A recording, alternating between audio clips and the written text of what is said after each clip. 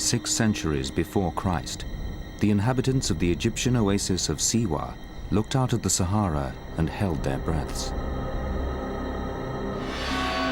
At the heart of the oasis was one of the most powerful propaganda weapons of the ancient world, the Oracle of Ammon. Just days away was a mighty Persian army on a mission to destroy it. The army never arrived. Engulfed by a sandstorm, they were said to have been lost without trace. But is it just legend or terrible truth? Geologist Tom Bowne dreams of solving the mystery of the fate of the army and has a startling new theory. Well, you told me that you found human skulls. Where did they... Archaeologist Gail McKinnon hopes to find warriors entombed in the sand. And desert guide Walid Ramadan is the man they'll depend on to keep them alive amidst the dangers of Egypt's great sand sea. Generations of adventurers have unsuccessfully scoured the desert for the remains of the lost army. Amongst them, Count Laszlo Almashi, the model for the so-called English patient. But this expedition has a dramatic new discovery to investigate. Published in a Cairo newspaper, this photograph of ancient arrowheads has reignited the hunt for the lost army, suggesting that legend might after all be fact. People were struck by the find in the tomb of King Tut. He was one king. Can you imagine 5,000 or 10,000 soldiers? Bronze armor, weapons, skulls, skeletons, possibly chariots. Everything you can think of. It's a huge treasure if you can think of it that way. It would be the archaeological find of not only the century, but of several centuries. In 539 BC, Cyrus, king of Persia, defeated Babylon, founding the largest empire the world had ever seen. When his son Cambyses went on to conquer Egypt in 525 BC, he sent an army to attack a small oasis. The rest is history, or a tall story.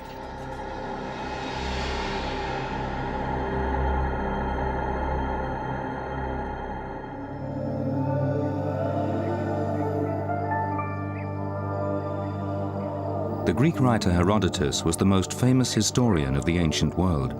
A single paragraph he wrote reads like fiction, but may be the only evidence for the hideous fate of Cambyses' army. Cambyses detached a body of 50,000 men with orders to attack the Ammonians, reduce them to slavery, and burn the oracle. The force started from Thebes and may be traced as far as the town of Oasis, 7 days' journey across the sand. General report has it that when the army had left Oasis and in their march across the desert had reached a point about midway, a southerly wind of extreme violence drove the sand in heaps over them as they were taking their midday meal, so that they disappeared forever. I think if Cambyses' army were to be found in the desert, I think it would spell the end of one of the long-standing mysteries in ancient history. What happened to Cambyses' army? Is Herodotus' account really true?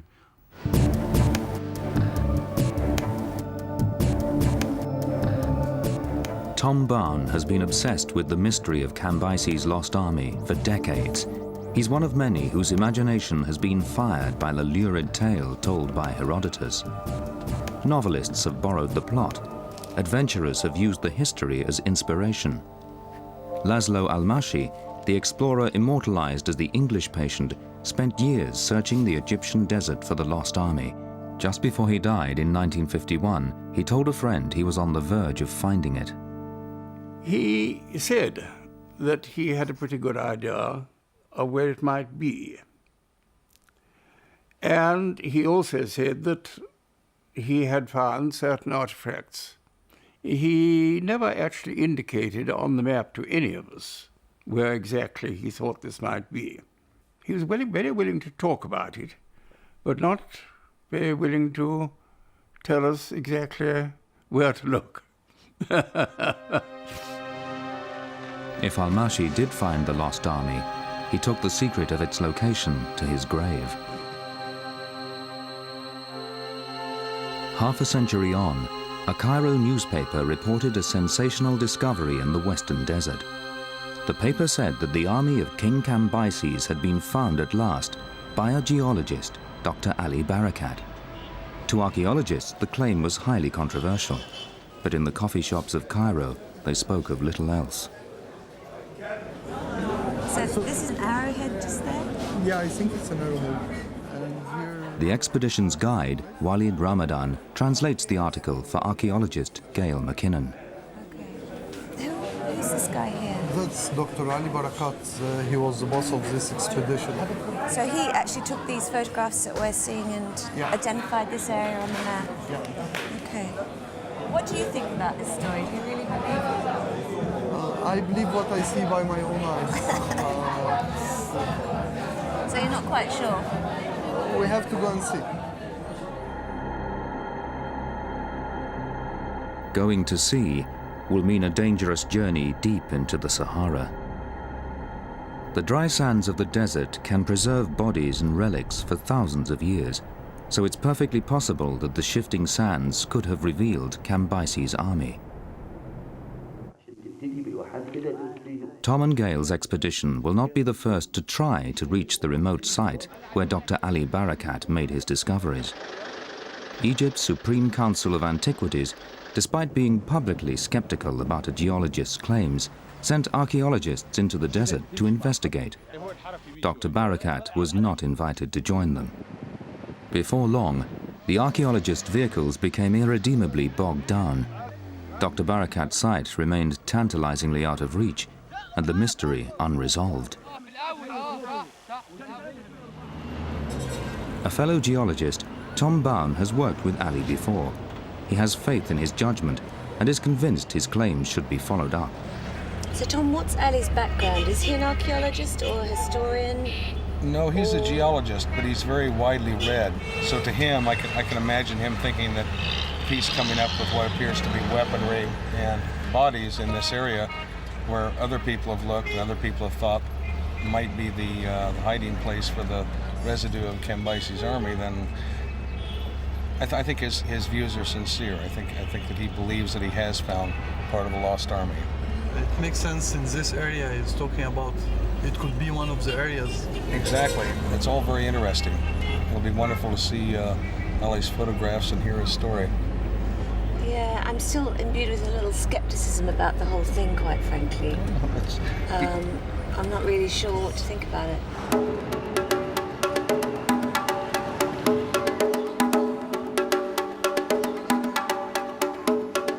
The team visit Dr. Barakat at his inner-city home in Cairo to hear the full story of his discovery. Ali, the finds that you've made are truly remarkable. There's no question, and looks like arrow points, possibly a spear point, a dagger, and lots of human bones. Gail, what does that look like to you? A lance point or a knife? Blade? Can't see it too well from here. It looks like the socket of a spearhead, but I can't read. There's no scale, so I don't really know. Were there a lot of bones when you got out? Yes. After we find this, we found many bones on the ground. Do you think that the whole army is out there, or do you believe that you found some of the army? It turns out Ali's finds were made by chance on a brief geological field trip. There wasn't time for a full search of the area. He's confident another expedition will confirm that the lost army really has been found at last. And probably from here we may find the whole army, probably from this area.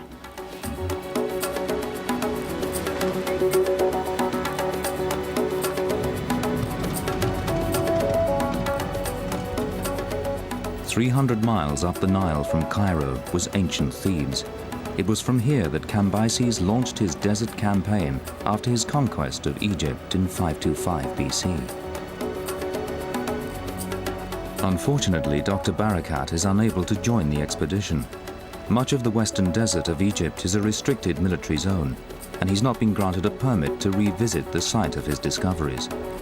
But he has provided Tom and Gail with his photographs and told them exactly where to look.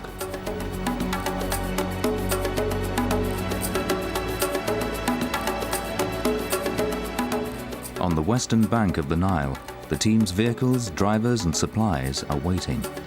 This is the backup, and this is the one who will drive. Hossam is the cook. He's the most important man here. Exactly.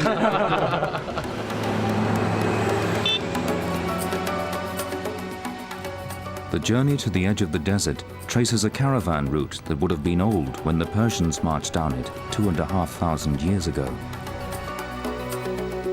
The Persian army was generally composed of a whole number of different ethnic contingents. The later accounts of the Persian invasion of Greece say that all the peoples of Asia were represented, so it would have been a very dazzling, exciting sight if you were not on the wrong side of it. The Persian army, from descriptions we have in other contexts, tended not to travel light. The Persian expedition to Greece had a huge baggage train. They even brought concubines with them, as well as camel trains full of provisions. It was said in that case that the Persians drank all the rivers in Greece dry.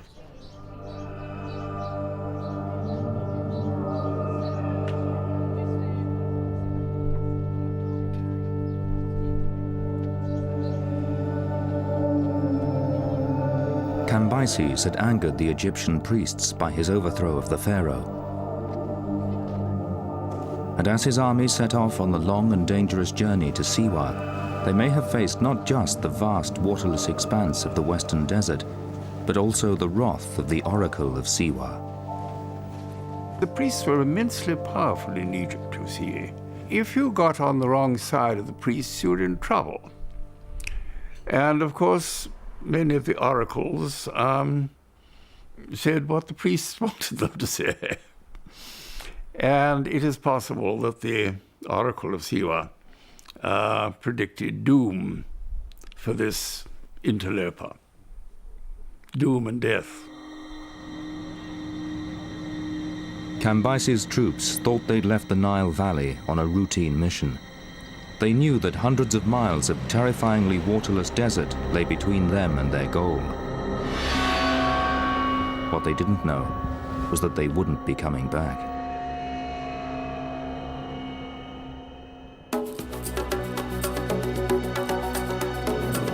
To follow in the footsteps of King Cambyses' lost army, the expedition must first visit Karga, which the historian Herodotus called Oasis.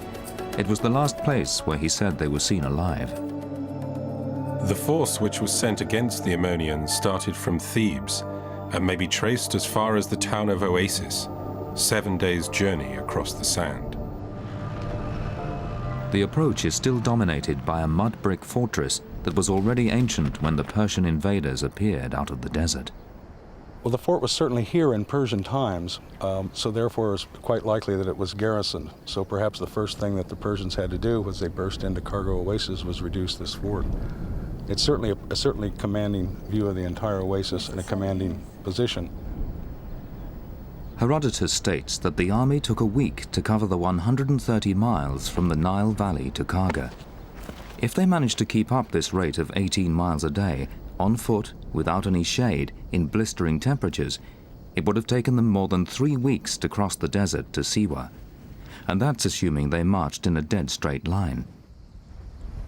In fact, Tom is sure that the need to find water would have made the journey even longer.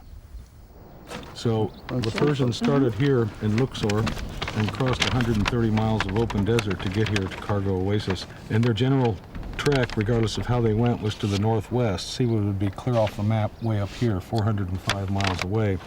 So what they would do, almost certainly, would be to go to the last water before the open desert. Yeah. And the last water before the open desert, in any direction that they would take from here, would be Ain Amur. The tiny oasis of Ain Amur is an easy drive away. But for the Persian foot soldiers, the slog through the unforgiving desert would have been a taste of things to come.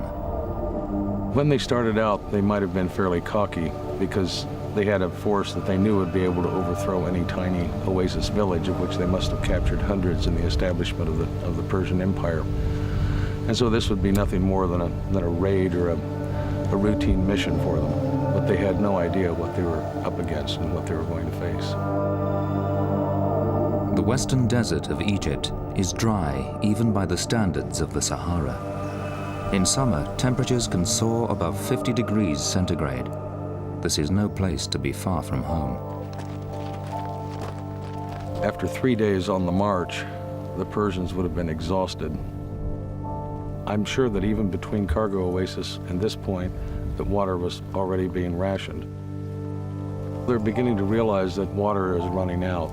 A few palm trees and a hole with some water in it. It must have looked very, very good to thirsty soldiers having marched the 80 kilometers from Cargo.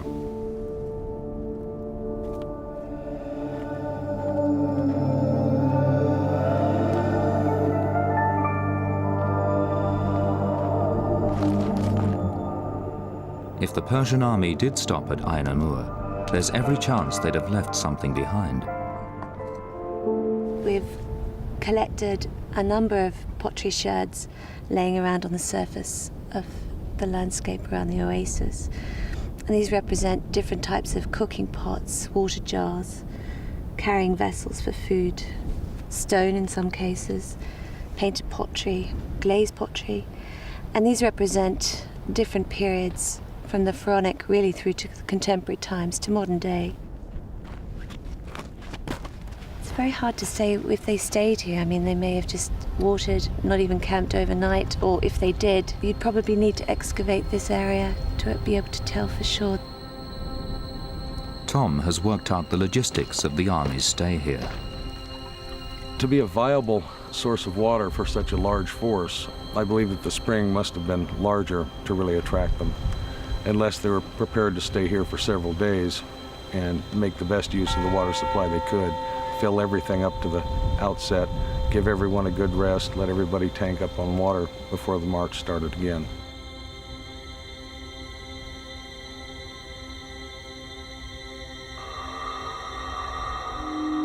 If they did stop at this watering hole, it may well have been the last water that the Persians saw at all. From Ain Amur onwards, all food and water has to be transported. For the Persians, this must have been a huge burden. The logistics make it virtually certain that Cambyses' army could not have been as vast as Herodotus said. 50,000 is a great many people to take on what in effect was desert travel from one oasis to another, because apart from watering the soldiers, you've got to water all the pack animals as well. With decades of experience in the desert, Tom Barn has calculated that a minimum of 3,000 tons of food and water would have been needed for 50,000 men to survive the march to Siwa. As with most such figures that we get in ancient sources, we have to be fairly sceptical.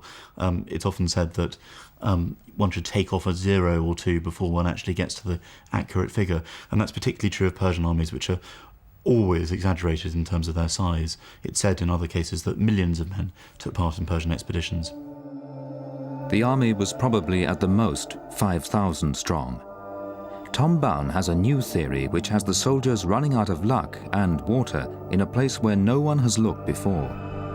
He believes the Persians' lack of understanding of the local geography led them far to the south of their intended destination, directly into the Great Sand Sea. I suspect that the Persian army setting out into the desert would not really have known what was there. They were at the far extreme of their empire here. They didn't have a very developed sense of space. They didn't have three-dimensional maps. And I think they probably would have had little idea of what they were finding at the other end. The Great Sand Sea stretches over 100,000 square miles, with dunes up to 500 feet high. It's one of the least known and most treacherous places on Earth. One of the few to have experienced it is oil prospector Mike Rundell. It's like being in a raging ocean. There is no way out. There's no civilization. There's absolutely no way to call. And if you're stuck, you don't survive. It's as simple as that. You can survive for 2 days or 3 days, and then you don't. That's it. You're finished. Gerhard Rolfs in 1874 was the first Western explorer to survive the journey through the dune field. By the 1930s, motor cars were making the first tentative forays into the Great Sand Sea. The most celebrated of the explorers was the real English patient, Count Laszlo Almashi. He went through the Great Sand Sea, I think 3 or 4 times, and he knew the Libyan desert and the Sahara, parts of the Sahara, and the Egyptian desert, I mean, probably better than anybody. The Arabs, they called him the father of the sands. Many of the driving techniques still used by desert drivers today were pioneered by al-Mashi, such as reducing tire pressure to increase traction in the soft sand.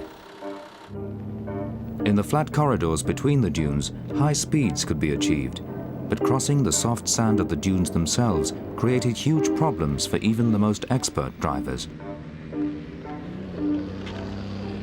In the 1930s, Rupert Harding Newman was one of them. On one appalling occasion in '35, when we got into a belt of dunes, it took us all day to do 10 miles.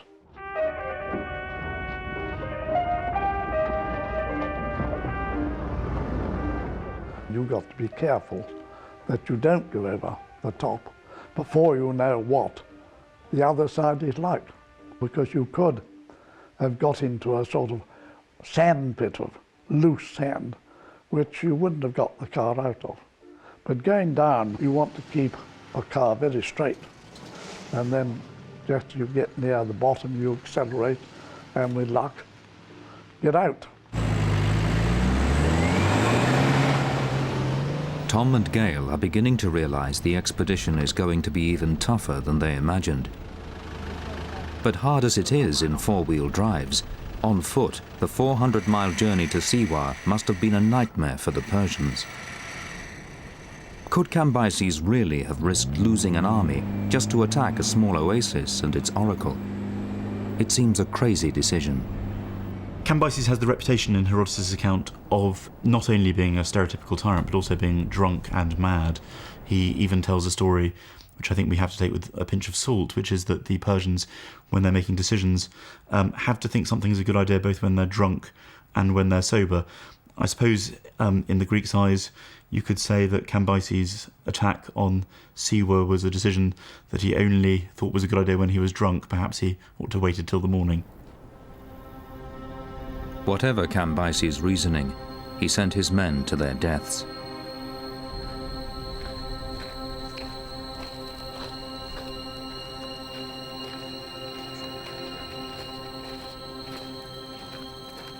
The early explorers gave the name the Church of the Spirits of the Lost Persian Army to this rock.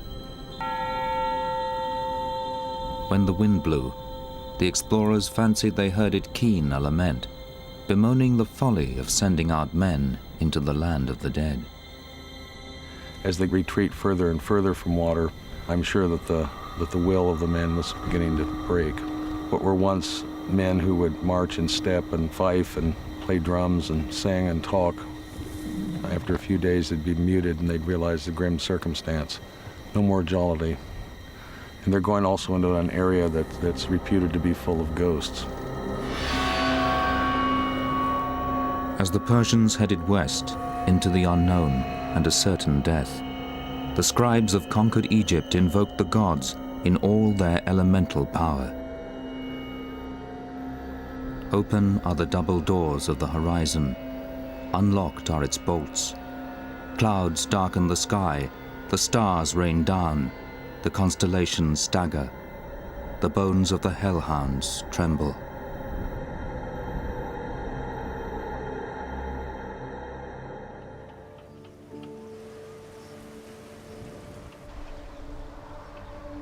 This is the place that King Cambyses' army never reached, the lovely oasis of Siwa. Where they thought it should be, they found instead an ocean of sand. According to Tom Bown, the Persians had got their geography wrong.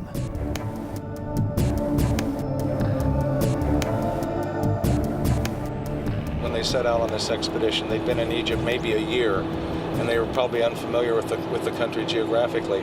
This is what got them into trouble, because any map that they would try to follow would lead them to disaster.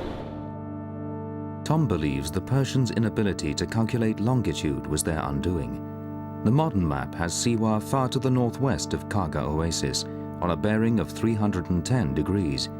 But in Cambyses' time, Siwa was thought to be on the much more southerly bearing of 289 degrees, slap bang in the middle, in fact, of the Great Sand Sea.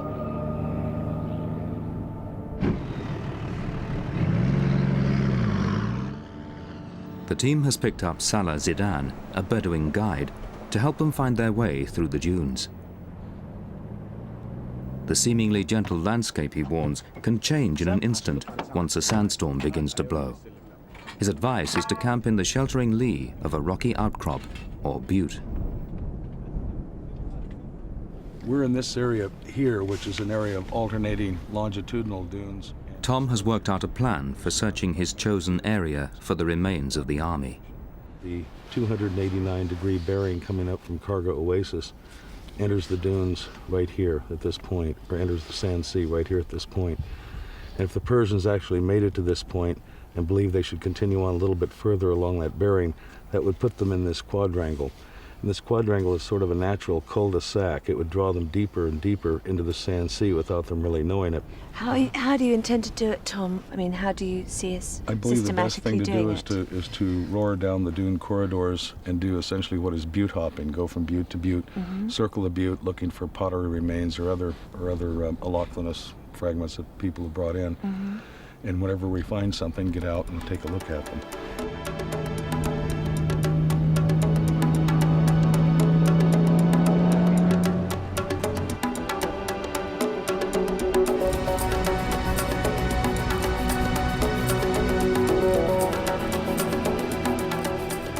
I don't think that the army died in one big plop in one area with just piles of bodies and everything that was left.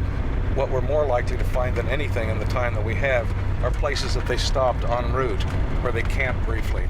Waleed, we want to circle those buttes over there. It is beautiful, isn't it? Isolated hills. Tom is sure that Cambyses' army, like the team themselves, would have camped or rested in the shelter of the buttes. You always want to know where you've come from and where you're going. And this is something to me that's very human.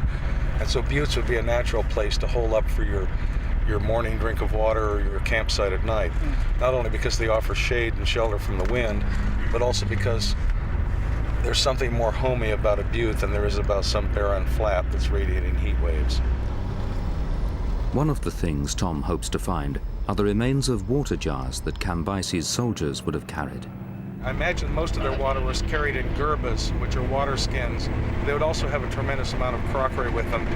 And if any of this was used for carrying water, it would be discarded as the water was exhausted. In the 1930s, Al-Mashi hoped that this pile of ancient water jars, found beside a butte, would prove that Cambyses' army passed this way. But analysis of them proved inconclusive. One of the fascinating things about desert is that when something is dropped, it just stays there forever because life, it's very dry. There's no one particularly to pick it up and carry it away because the first person who went there is you're probably the second person since he was there. And things just are frozen in time. In the vastness of the Western Desert, even huge objects can lie undiscovered for years, despite intensive searches. The US bomber, the Lady Be Good, crashed here in 1943. It took 15 years to find her.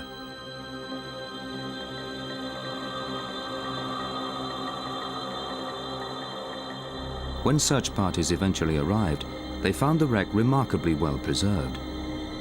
So too, many miles away, were the bodies of the crew. They died with their boots on, just like the Persians.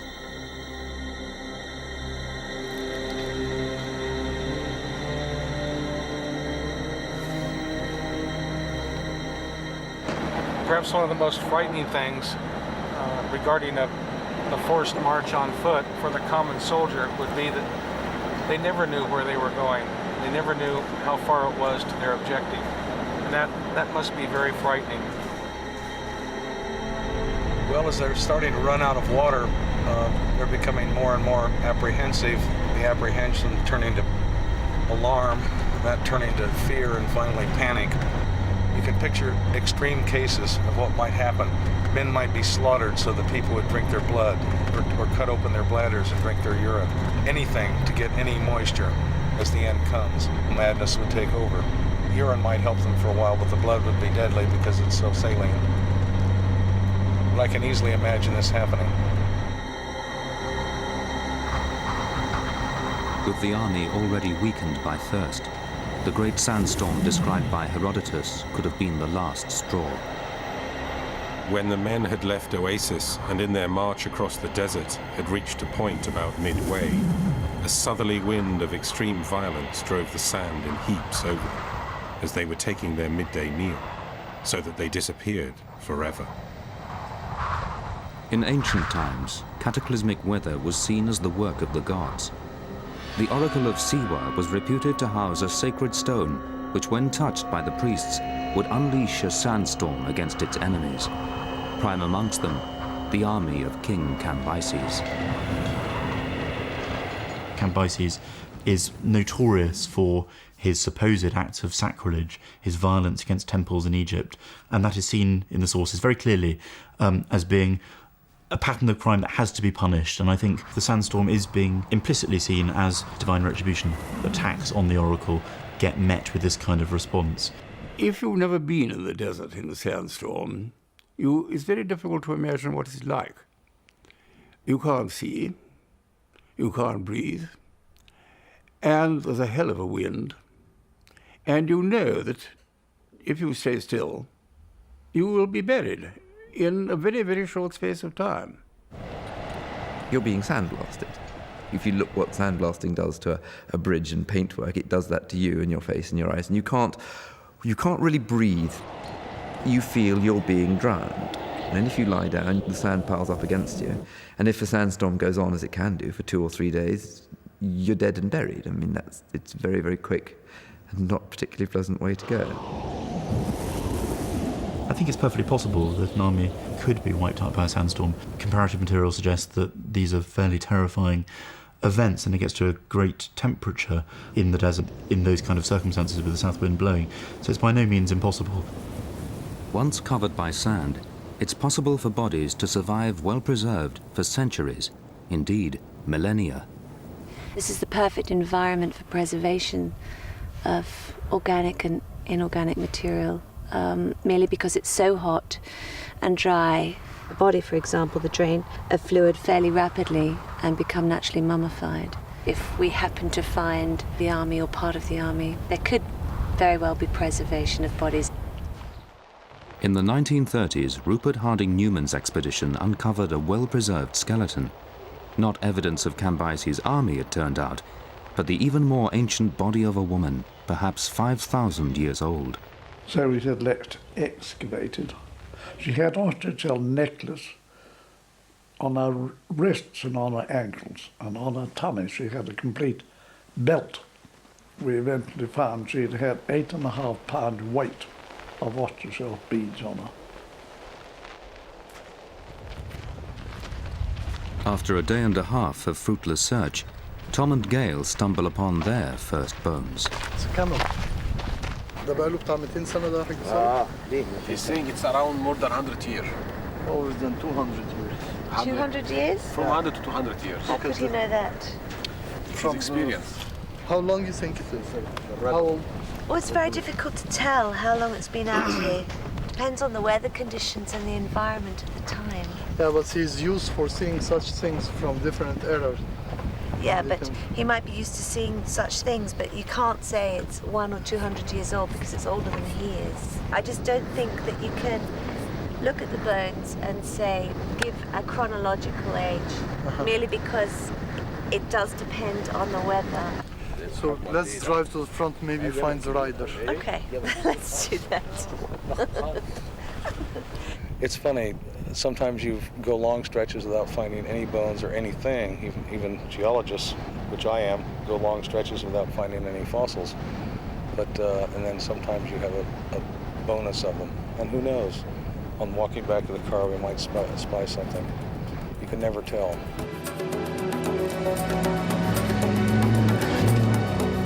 A full search of even this small part of the Great Sand Sea would take months. Running low on time, and with only a dead camel to show for their efforts, the team retreat to the nearest oasis. For the time being, Tom's search area is keeping its secrets. The team turn their thoughts to the move north, towards the hidden valley where Dr. Barakat uncovered the arrowheads, daggers, and human bones, which he thinks are the remains of Cambyses' army. I'm not sure about Ali's location. I've got no idea what to expect.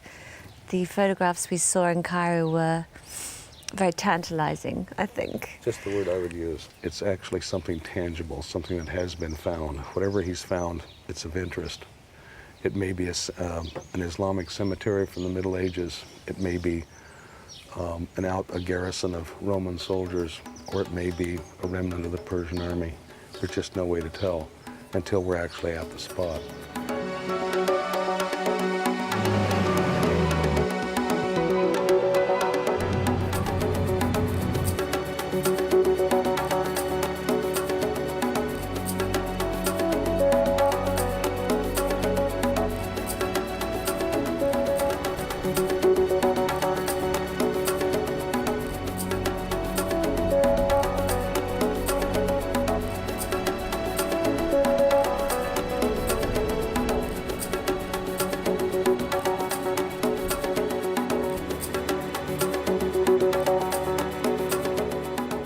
If Dr. Barakat really has found the army, then it seems the Persians didn't get their geography wrong after all. The place where they perished would show that they were on the right route to Siwa, but poignantly, died just short of safety. Dr. Barakat's discovery places Cambyses' warriors amongst almost impassable dunes. Even today, only the most powerful vehicles stand a chance of penetrating them. The Egyptian archaeological expedition failed to get through. Tom and Gail may be the first to find the extra evidence that could prove Dr. Barakat's sensational claims. We're following a pair of tracks. It could well be Ali's. We're headed straight in the direction. It's supposed to be 370 meters ahead of us. It should be just right over this hill, 160. That's a short 9-iron. There it is. Yep, this is it. Is. This is the very same place. Yeah, yeah. That looks like his photograph, doesn't it? It looks very much like his photograph. We're right on it. Tom and Gail must compare the landscape with the photographs given them by Dr. Barakat in order to locate the exact spot of his discoveries. Now this is the place, all right.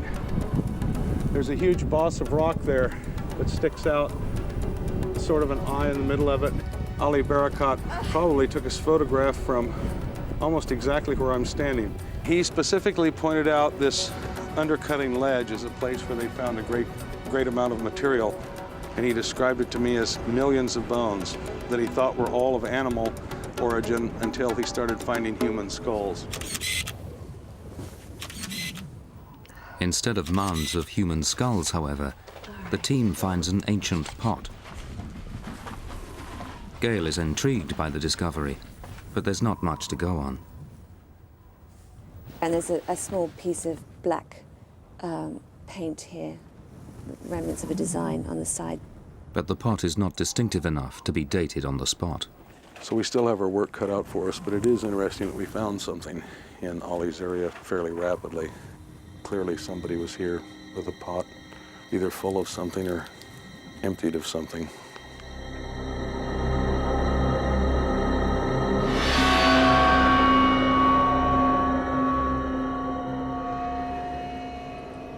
The wind is beginning to pick up. Salah is anxious that a storm is brewing. There's only just time for Gail to identify where the arrowheads were found. Here is this. Yeah, there are the stones there in the photograph. Here. See the size of the hole by the size of the metal detector. The arrowhead's obviously not here anymore. And I believe that it's gone off to Cairo, hasn't it? Yeah, All the objects that's what I in the understand. photographs. Yeah. So essentially that's their first pit. There are only animal bones to be seen. there's no sign of the piles of human bones and skulls as described by Dr. Barakat. So do you think a sandstorm's coming, Tom? Look at the horizon. No. Okay.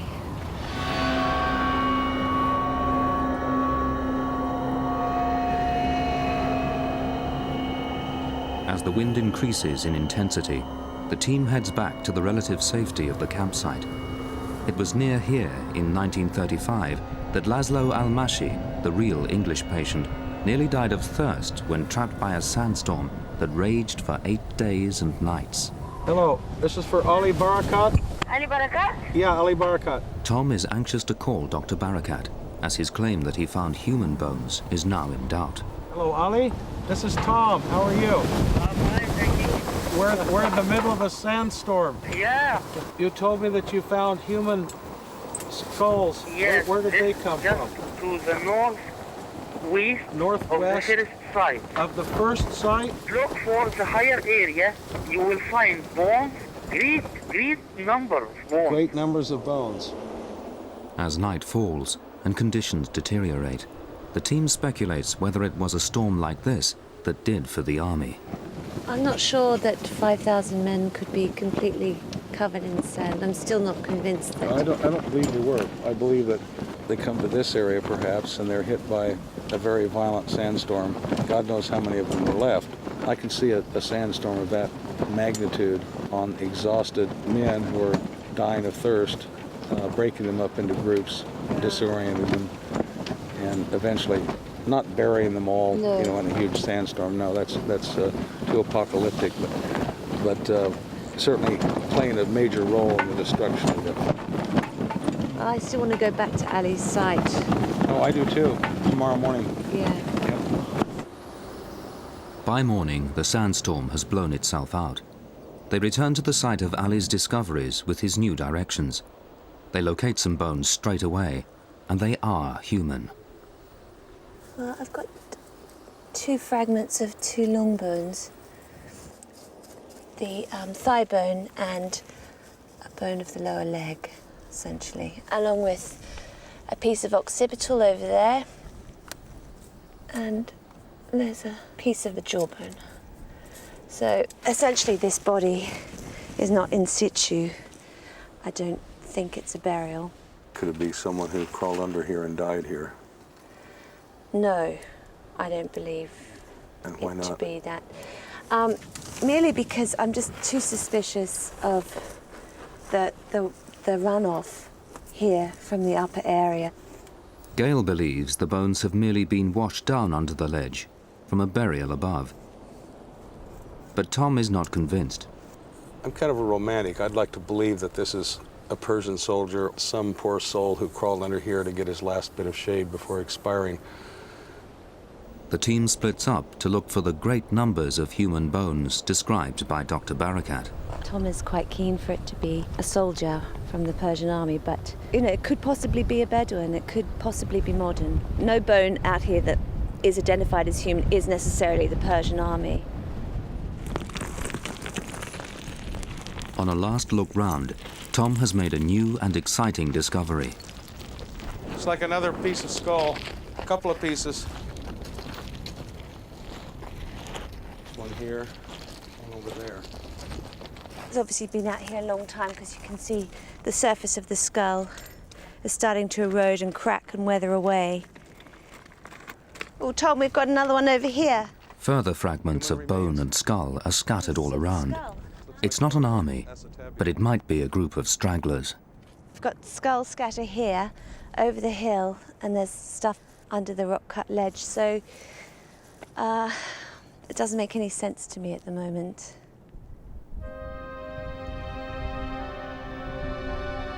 Gale still doubts whether the discoveries have much significance, but Tom is far more confident that their finds vindicate Dr. Barakat, and that this is the last resting place of King Cambyses' army. If indeed we have found some tiny remnant of that army, and that is proven, I think it would be a phenomenally interesting contribution to ancient history. I think if evidence were found that confirmed Herodotus' story, it would be one extra little brick in the wall to prove that he was in fact quite reliable and that his sources weren't just any old hearsay. One extra little brick in the wall to support Herodotus' credibility and his reputation as the father of history. The weapons, which could be the first concrete evidence that the tale of Cambyses' lost army is true, are now in Cairo. Apparently, Dr. Barakat handed them over for expert scrutiny at the headquarters of Egypt's Supreme Council of Antiquities. Ever since then, official silence has reigned. To try to find out what's going on, Tom and Gail head to the Ministry of Culture. The minister's archaeological advisor says the finds must be somewhere in the system, but his first reaction is to be doubtful about their significance. This looks like a knife or a dagger, and this looks like an arrowhead. Okay, they could be from the army of Cambyses, they could be from any army, beginning from the most ancient time, from the Bronze Ages, if you like, until, let's say, 300, 400 years ago. So you cannot really judge, these things without having the context. Regardless of their lack of context, it would be possible for someone who is an expert in Persian weaponry to look at the objects and determine whether or not they are of Persian origin. They might be 100% Persian, but even though I find they're Persian, I still have my question marks. How did they come? What are they part of? What's the context they were found? There's so many questions you can ask, and I'm afraid the answers will be just mere conjecture. The British Museum in London houses a world-famous collection of ancient Persian weaponry. As a result, perhaps nobody is in a better position to assess Dr. Barakat's discoveries than curator Dr. John Curtis. He examines the photograph of the dagger first. It's in rather bad condition, I'm afraid. It's heavily corroded. I think it is possible that it could be a short sword of Persian date. To really be conclusive about this, I'd need to actually have the piece in my hands and be able to examine it. Now, these bronze arrowheads are extremely interesting. They're of a type that we call three-winged, and arrowheads like this actually are very common in the Persian period, and indeed they were probably standard issue to the Persian army. I've got some examples here, absolutely the type that we would expect the army of Cambyses to be using, and they're exactly the same as the ones in the photograph. Is one of the greatest mysteries of the ancient world, which has inspired generations of desert explorers, on the verge of being solved at last. We have the most promising new leads to come about in a century in terms of looking for the lost army. And I think that all these finds should definitely be followed up on. Somebody needs to mount an expedition, go back to the sites, do some excavations. There is something there.